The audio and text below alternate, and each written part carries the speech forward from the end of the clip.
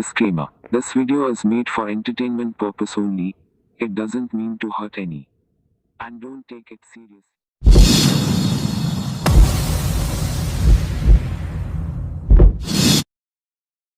أعوذ بالله من الشيطان الرجيم بسم الله الرحمن الرحيم السلام علیکم۔ حضرت یوسف علیہ السلام سے ملاقات۔ دوستو، ایک مہربان دوست کسی ملک سے آیا اور یوسف علیہ السلام صدیق کا مہمان ہوا۔ چونکہ وہ دونوں کھیل کود کے زمانے کے یار تھے، اس لیے یارانہ کے گاؤں تکیے پر ٹیک لگا کر بیٹھے۔ دوست نے یوسف علیہ السلام کے بھائیوں کے ظلم اور حسد کا تذکرہ کیا۔ آپ نے جواب دیا کہ وہ واقعہ زنجیر تھا اور میں شیر، اور یہ ظاہر ہے کہ شیر کی زنجیر میں جکڑے جانے سے کوئی بے عزتی نہیں ہوتی۔ اگر شیر کی گردن میں زنجیر پڑی ہوئی ہو تو بھی وہ سب گرفتاروں کا صدر ہوتا ہے۔ مہمان نے پوچھا کہ تم پر قید خانے اور کنویں میں کیا گزری؟ جواب دیا کہ جیسی چاند گرہن اور زوال کی راتوں میں چاند پر گزرتی ہے۔ جب وہ پوچھ گچھ کر چکا تو یوسف علیہ السلام نے پوچھا کہ ارے میاں، تو میرے لیے کیا تحفہ لایا؟ تو وہ بولا، دوستوں کے دروازے پر خالی ہاتھ آنا ایسے ہے جیسے پن چکی پر بے گھیوں کے جانا۔ وہ دوست مارے شرم کے اس تقاضے سے پانی پانی ہو گیا، مگر یوسف علیہ السلام کا اصرار بڑھتا ہی گیا کہ میرے لیے جو سوغات لایا ہے وہ دکھا۔ آخر دوست نے کہا کہ میں نے تیرے تحفے کے لیے بہتیرا سوچا، مگر کوئی تحفہ تیرے لائق میری نظر میں نہ جچا۔ بھلا میں ایک دانہ جواہر کو اتنی بڑی کان میں کیا لاتا، اور ذرا سے قطرے کو ایسے بڑے دریا تک کیا پہنچاتا؟ اور اگر اپنے دل جان تیرے لیے تحفہ لاؤں تو وہ بھی زیرے کو ملک کرمان میں پہنچانے کے برابر ہے۔ البتہ تیرا حسن وصف ہے جس کی مثال نہیں، اس لیے مجھے مناسب یہی معلوم ہوا کہ نور سینے کی مانند ایک آئینہ تیرے حضور لاؤں۔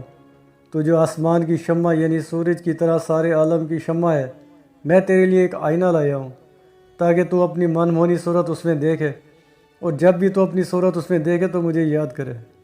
یہ کہہ کے اس نے بغل سے آئینہ نکالا اور حضرت یوسف علیہ السلام کے سامنے پیش کر دیا۔ کیونکہ قاعدہ ہے کہ حسینوں کے سامنے آئینہ آتا ہے تو پھر وہ اسی میں مشغول ہو جاتے ہیں۔ زیرہ ملک کرمان میں بکثرت کاش ہوتا ہے اور ساری دنیا میں بھیجا جاتا ہے۔ چینیوں اور رومیوں کا مقابلہ۔ چینیوں کو اپنی نقاشی پر گھمنڈ تھا اور رومیوں کو اپنے کمال کا غرور۔ سلطان نے حکم دیا کہ میں تم دونوں کا امتحان کروں گا۔ چینیوں نے کہا کہ بہت بہتر، ہم اپنی جان لڑا دیں گے۔ رومیوں نے بھی عرض کیا کہ ہم بھی اپنا کمال دکھا دیں گے۔ الغرض اہل چین اور اہل روم میں مقابلہ ٹھہر گیا۔ چینیوں نے رومیوں سے کہا کہ اچھا، ایک مکان ہمارے حوالے کرو اور ایک مکان تم لو۔ دو مکان آمنے سامنے تھے، ان میں سے ایک چینیوں کو ملا اور دوسرا رومیوں کو۔ چینیوں نے سینکڑوں قسم کے رنگوں کی فرمائش کی۔ بادشاہ نے مخزن کا دروازہ کھول دیا۔ ہر صبح چینیوں کو وہاں سے رنگوں کا راتب ملنے لگا۔ رومیوں نے کہا ہم نہ کوئی نقش بنائیں گے اور نہ رنگ لائیں گے، بلکہ اپنا کمال اس طرح دکھائیں گے کہ زنگ باقی نہ رہے۔ چنانچہ انہوں نے دروازہ بند کر کے سیکل کرنے شروع کیے اور آسمان کی طرف بالکل سادہ اور شفاف گھوٹا کر ڈالا، اور ادھر چینی اپنے کمال و ہنر مندی سے فارغ ہو کر خوشی کے شادیانے بجانے لگے۔ بادشاہ نے آ کر چینیوں کا کام دیکھا اور ان کے عجائبات نقش و نگار کو دیکھ کر دنگ رہ گیا۔ اس کے بعد رومیوں کی طرف آیا، انہوں نے اپنے کام پر سے پردہ اٹھایا۔ چینیوں کی تصویروں تماثیل کا عکس ان گھوٹا دی ہوئی دیواروں پر پڑا۔ جو کچھ چینیوں نے نقاشی کی تھی وہ اسی گھوٹا کی ہوئی دیوار پر اس قدر خوبصورت معلوم ہوئی کہ آنکھ کو ہلکے چشم سے باہر کھینچے لیتی تھی۔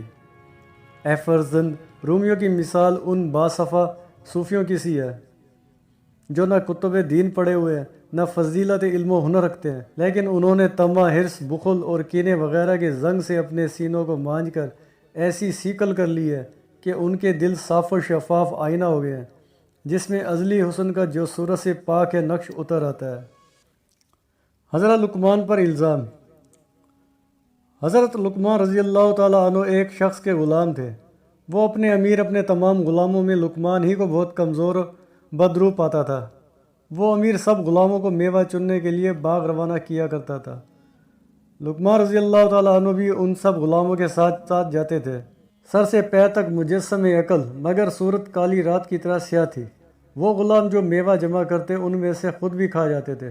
ایک بار امیر کو خبر ہوگی، اس نے دریافت کیا تو غلاموں نے جواب دیا کہ لقمان کھا گیا۔ امیر لقمان پر خفا ہوا اور ان پر سختی کرنے لگا۔ جب لقمان رضی اللہ تعالیٰ عنہ نے عرض کی کہ اے مالک، خدا کے پاس بے ایمان بندے کی بخشش نہیں، لہٰذا بہتر یہ ہے کہ آزمائش کی جائے۔ اس کی صورت یہ ہے کہ گرم پانی سب کو پلایا جائے، اور ایک جنگل میں تو سوار ہو کر گھوڑا دوڑا اور ہم سب تیرے گھوڑے کے ساتھ دوڑے۔ اس کے بعد بھیدوں کے کھولنے والے کدال کی مدد سے تو اصلی چور کو پا جائے گا۔ امیر نے گرم پانی تیار کرایا اور سب غلاموں کو خوف کے مارے پینا پڑا، اور پھر ان کو جنگلوں اور کشت داروں میں خوب دوڑایا۔ اس دوڑ دھوپ سے ان کا جی مالش کرنے لگا اور آخر کار سب کھایا پیا نکل گیا۔ لقمان کو جو قے ہوئی بالکل صاف ہوئی اور اس کے معدے سے صرف پانی نکلا۔ جب لقمان رضی اللہ تعالیٰ عنہ کی حکمت یہ کچھ کر سکتی ہے تو مالک الملک کی حکمت کھوٹے کھرے کو الگ کر دکھانے میں کیا کچھ نہیں کر سکتی۔ شہر کو آگ لگی۔ حضرت عمر رضی اللہ تعالیٰ عنہ کے زمانہ خلافت میں ایک شہر کو آگ لگی۔ وہ اس بلا کی آگ تھی کہ پتھر کو خشک لکڑی کی طرح جلا کر راکھ کر دیتی تھی۔ وہ مکانوں اور محلوں کو خاک سیاہ کرتی ہوئی پرندوں کے گھونسلوں اور آخر کار ان کے پروں میں بھی لگ گئی۔ اس آگ کے شعلے نے آدھا شہر لے ڈالا، یہاں تک کہ پانی بھی ان شعلوں کی تاب نہ لاتا تھا۔ اہل تدبیر ان پر پانی اور سرکے کے پرنالے بہاتے تھے، مگر معلوم ہوتا تھا کہ پانی اور سرکہ آگ بھڑکانے میں اور مدد پہنچاتا ہے۔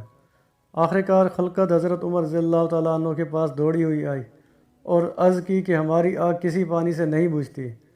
آپ نے فرمایا کہ یہ آگ خدا کے غضب کی علامات سے ہے، اور یہ تمہارے بخل کی آگ کا صرف ایک شعلہ ہے، لہٰذا پانی کو چھوڑو اور روٹی تقسیم کرو، اور آئندہ کے لیے اگر میرے متبع ہو تو بخل کو ترک کرو۔ خلقت نے کہا ہم نے پہلے سے دروازے کھول رکھے ہیں اور ہم ہمیشہ سے صلہ رحمی کرنے والے سخی رہے ہیں۔ حضرت عمر رضی اللہ تعالیٰ عنہ جواب دیا کہ وہ سخاوت تم نے ازروع رسم و عادات کی تھی، تم نے خدا کی راہ میں دروازہ نہیں کھولا تھا۔ تم نے جو کچھ دیا وہ شیخی اور اپنی بڑائی دکھانے کے واسطے دیا، خدا کے خوف اور عاجزی سے نہیں دیا، اور ایسی دکھاوے کی سخاوت اور خیرات سے کچھ حاصل نہیں ہوتا۔ وما علینا الا البلاغ المبین۔